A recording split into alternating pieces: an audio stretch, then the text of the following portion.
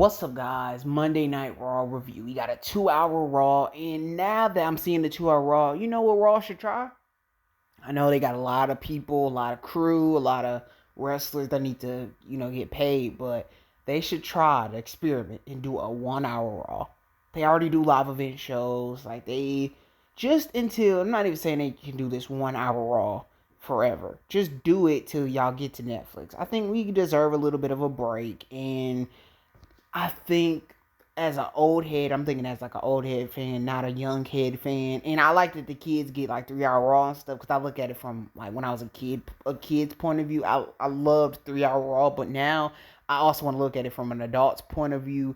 Man, I got stuff to do, and I would love for them to just try and do a 1 hour Raw. And I've seen how NXT worked back in the day when they was doing like 1 hour NXT on the WWE Network. So maybe they can try. They're not gonna do it. They've already doing 2 hour Raw. We already got that, so just gonna be grateful for that. But they should try and do a 1 hour Raw. Maybe they might change something. I never know. Maybe I can make a difference. But just wanted to start off with the review with that. Try 1 hour Raw, but 2 hour Raw. I like it. It's different, and we don't have to see a bunch of filler segments anymore. I love that we're not seeing any filler segments, and it looks like they might think about just doing it 2 hours on Netflix. That will be really interesting. I think they should just keep it 2 hours, and I'm thinking from an adult's point of view. But if they go for 3 hours, I'm gonna also be okay because I like that the kids can just stay up and watch their show. They can watch this to make themselves happy because that's how I was back in the day. Raw was my escape from just the world because it was just it's a tough world. So 3 hours of wrestling, man, it's beautiful. I love 3 hours and I love 2 hours of wrestling. They could do whatever they want to do. But yeah, let's just get into the review. I know I was just yapping, but let's get right into it. CM Punk comes out and he's basically saying, I love how he's selling the Hell in a Cell match. Or maybe that's really how he was. He could just really be hurt, but I love how he was selling the injury and basically saying he doesn't know when he's going to be back. So CM Punk's probably going to be gone for a little bit, and I love that he's getting this part-time schedule. He's an old-timer. He's a part-timer. He doesn't have to work like a full-timer anymore, and I love that they do that now. Like, he's not needed every episode like back in the day when Vince would just keep everybody around. Randy Orton talked about it. It was miserable. Like, full-time doesn't... Why are these old... Why is Randy Orton working full-time in like 2022? He's not a full-time wrestler. He's a legend. Let that man rest a little bit. But I'm happy CM Punk gets the rest. And he probably should have already took that part-time schedule back in like 2014. He was already a legend by that point also. And yo, he walks. He's basically saying he's going to be gone for a little bit. He's about to leave. Then Seth Rollins comes out, man. I miss Seth Rollins on the show. And he gets in CM Punk's face to face. And then he walks past CM Punk. He says, he does say, let's wish CM Punk a speedy recovery so he can end up ending his career. I thought that was pretty clever. But he's basically talking trash to Bronson Reed, and he tells him, hey, whenever you want to fight, let's do it. Let's do it. But then you get Jey Uso versus Xavier Woods. I'm not going to lie to you. A lot of these matches I kind of was zoned out because I've just watched that whole pay-per-view Saturday. It's a lot of wrestling. It's a lot of wrestling. But Jey Uso ends up winning. Xavier Woods is mad, and then Braun Breaker comes out. It was kind of a flip. It was a little bit of a just flipping his whole thing he had last week. Because last week he was saying all this nice stuff about Jey Uso and being nice and humble. But then this week he just don't care. He's going right back to the angry Braun Breaker. So he spears Jey Uso and just takes out everybody. Takes out Kofi Kingston. Takes out the Xavier Woods. He just takes out everybody. But I'll say this. I will say this. One thing, I don't like his spear. I do not like Braun Breaker's spear. I'm not going to lie to you. I do not like his spear. It's just, it don't hit, man. I'm not going to lie to you. Nobody's spears are hitting besides like Goldberg. I do not like anybody else's spears. It just does not work. The way Goldberg used to like ram into people, run into people, it really was like, dang, that's nasty. That's a nasty finishing move. And I think that move should just be banned for it because Roman spear sucks. Charlotte spear sucks. Braun Breaker spear sucks. I think Jey Uso does the spear. It sucks. it's just like, why are these people just burying the spear? Edge spear is probably the second best. Maybe Rhino spear. Rhino spear is pretty good. And yeah, yeah, it just some of these spears are just oof.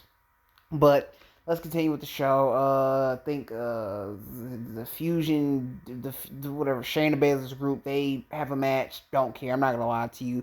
If they're not gonna put any effort into this feud between the group, why should I even put effort into reviewing that part of the show? It's that bad.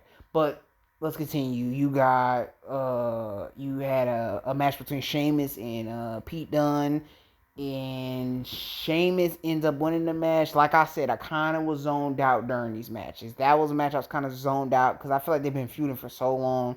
It's like, okay, whatever. I just don't care. I don't care. No damage control. I mean, no Judgment Day. No Judgment Day. Thank God. Thank God. We don't need Judgment Day every single week doing the same nonsense. But yeah, no Judgment Day. We seen Rhea Ripley and we seen like a little video package talking about how she's gonna, beat up Liv Morgan and stuff. But you got the Miz and R-Truth. First of all, there's like a little graphic saying "I see you," and it's either Karrion Kross they're talking about or the Miz. And I'm hoping that the Y6 goes after Karrion Kross. I said in a past video, I would like to see that group feud with the Y6 because it's a group versus group match, and I'm good. I don't want to see the Miz fight them. I don't want to see the Miz fight them. It kind of just will be a redo of the Chad Gable feud, and I want to see something different. And Karrion Kross needs something different and exciting. And I think it's a creepy group versus another creepy group. And I think it would end up helping everybody. I would love to see that. But the Miz is talking to Karrion Kross and Karrion Kross telling him like, you're a joke and you gotta change that. And then R-Truth comes in and thinks everything's sweet after the Miz betrayal. He doesn't believe the Miz really like betrayed him and stuff, but the Miz doesn't like R-Truth anymore. So basically the Miz is telling R-Truth, next week let's have a match. And I like this whole thing right now with the Miz and R-Truth. They might be making R-Truth a little bit too dumb, but that's his character. It's still funny.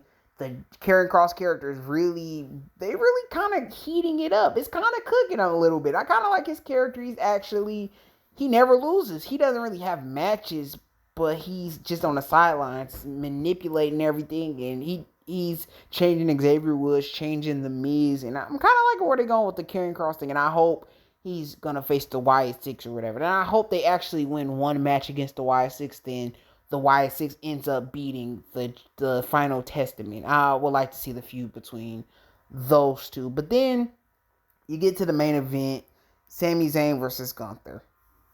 Actually, there's a little part where Cody Rhodes is walking backstage and he talks to Sami Zayn, and then Sami Zayn for a second is telling Cody Rhodes, you want to talk about what happened at Bad Blood, because Kevin Owens ends up betraying Cody Rhodes. I actually should have made a video about that, but man, yeah, Cody Rhodes doesn't want to talk about it. He's going to wait till Friday to talk about it, and Cody Rhodes is just there to see who's going to face him at Crown Jewel. And I also need to make a video about Crown Jewel, this whole experiment thing they're trying to do for Crown Jewel. But we're at the main event, Gunther versus Sami Zayn. Okay, this match. And I think the problem with this match was Sami Zayn had no shot of winning. It had no shot of winning. And I think that's why they put this match on Raw. It was just not going to happen. And yeah, Sami Zayn lost. It never, to me, in my opinion, it didn't ever feel like he was going to win the match.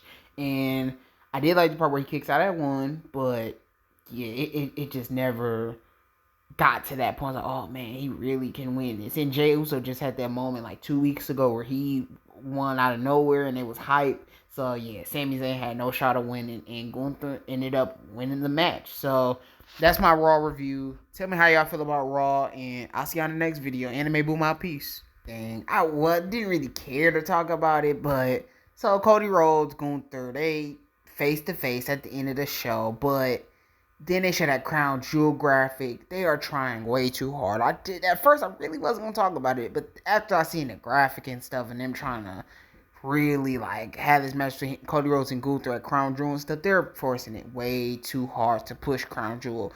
Well, we don't take the pay-per-view seriously, and I'm sorry, but it's just the truth.